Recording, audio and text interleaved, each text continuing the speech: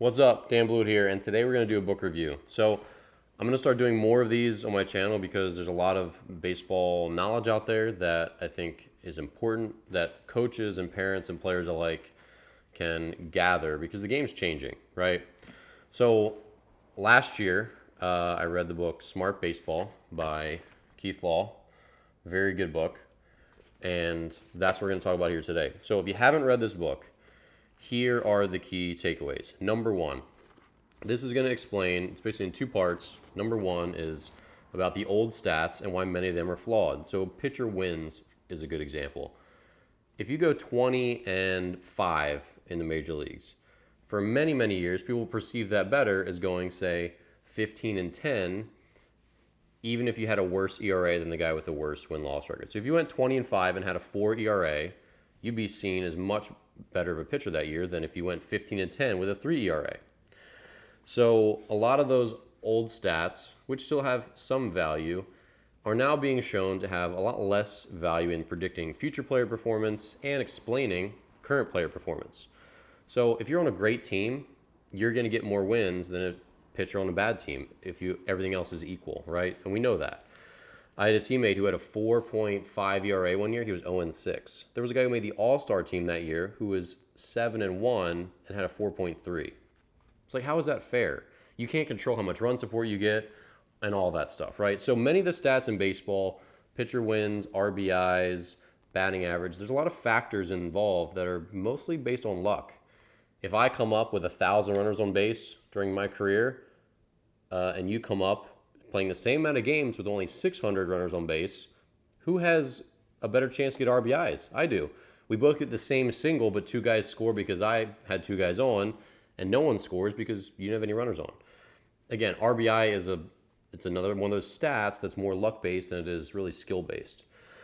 So that's a really important concept to understand because baseball is changing, the stats are changing, and so he does a really good job explaining in the first half of the book some of the old stats, the traditional stats, that have less relevance today than they used to. And back in the day when that was all they had, they still weren't as descriptive as some of the new stats we have today.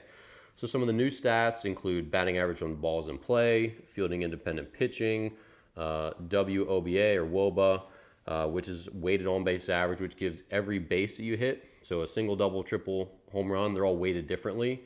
That's probably the best expression of how good a hitter is, not just, Johnny Ballgame hits 100 singles and Teddy Ballgame has 50 home runs and 50 singles.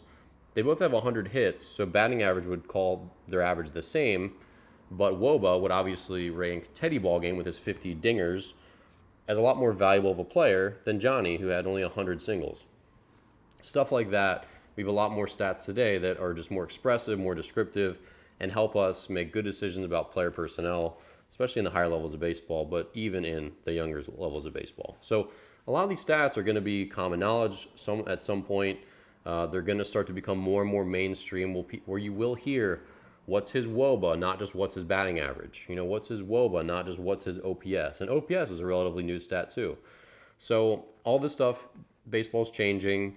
And I found this book to be a really good primer into all that because I didn't really know what fielding independent pitching was.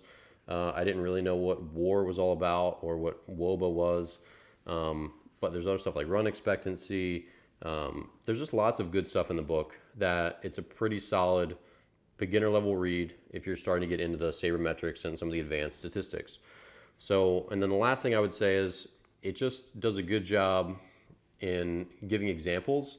So it's not just telling you what the stats are about. There's a lot of examples of this player did this, and this player did this, and this guy made it to the Hall of Fame, but here's this other player who probably was actually better than him when you use some of the new stats compared to the old stats. So there's lots of that, especially if you're my age or older.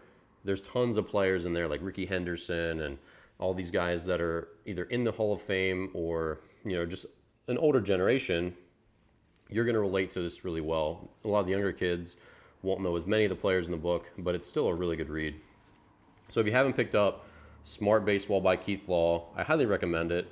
I think it's 2 years old now, something like that, but still very, very relevant, especially in the changing baseball world. So if you're looking to pick this up, obviously it's on Amazon. There's links in the YouTube description below.